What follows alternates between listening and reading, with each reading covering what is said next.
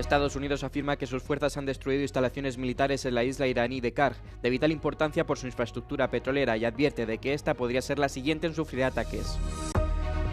Euronews ha hablado con la secretaria de Estado del Ministerio de Asuntos Exteriores de los Emiratos Árabes Unidos para conocer cómo está respondiendo el país a la guerra con Irán.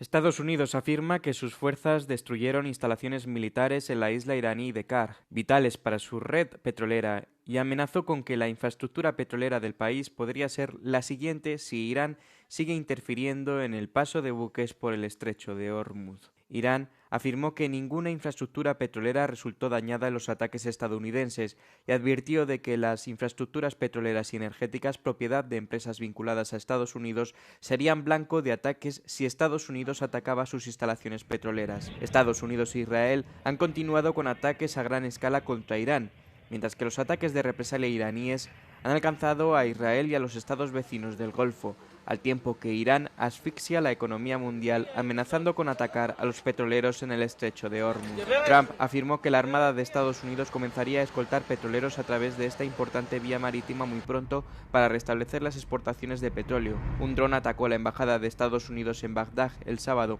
según informaron fuentes de seguridad. El ataque tuvo lugar poco después de que 2 combatientes respaldados por Irán murieran en ataques contra la capital iraquí. Tras 14 días de guerra, se informa de que Estados Unidos está enviando refuerzos que podrían abrir opciones más allá de la campaña aérea.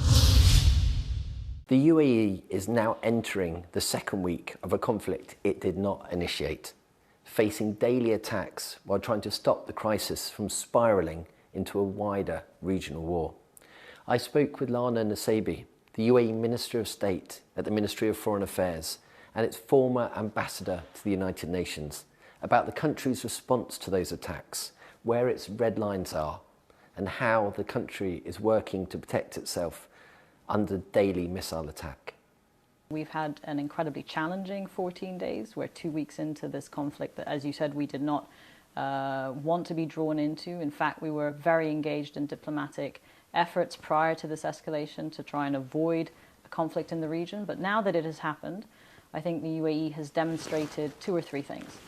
First of all, that it prioritizes the protection, the security, and the well-being of its resident and Emirati population. Second, you've seen that our economy is very resilient. So people are back at work. We will have a bounce back in our economy this year. I have no doubt about that. It is a safe place to work and do business. And thirdly, you see that everyone has rallied around the model that is being attacked in the UAE and the Gulf as islands of stability and prosperity. No one is signed up to the model that Iran is propagating with its illegal and unlawful attacks on all the Gulf region, which have been egregious. I think the priority right now is defending the country against these attacks and ensuring it doesn't disrupt normal life. But of course, we have been preparing for various scenarios in a very turbulent region for decades. So these are not new plans. We have had contingency plans in place since prior to this point. In terms of Europe and the partners that are helping, without compromising national security or elements like that, how are you protecting the nation and how are the international partners involved? I think they're coming in because they recognize that UAE interests are in fact global interests. They're, of course, the wider regional stability of Europe and the Eastern Mediterranean is incredibly important. But globally, the Straits of Hormuz, a fifth of the world's energy supplies, passes through that narrow waterway. And this has an impact on not only global energy prices, but global food security and food supplies. The UN has estimated that there's been an 18% increase in their ability to give aid to those most in need in terms of food insecurity, for example, as a result of this. So Iran must not be allowed to hold the global economy hostage by its rogue state behavior. Is there a red line in all of this?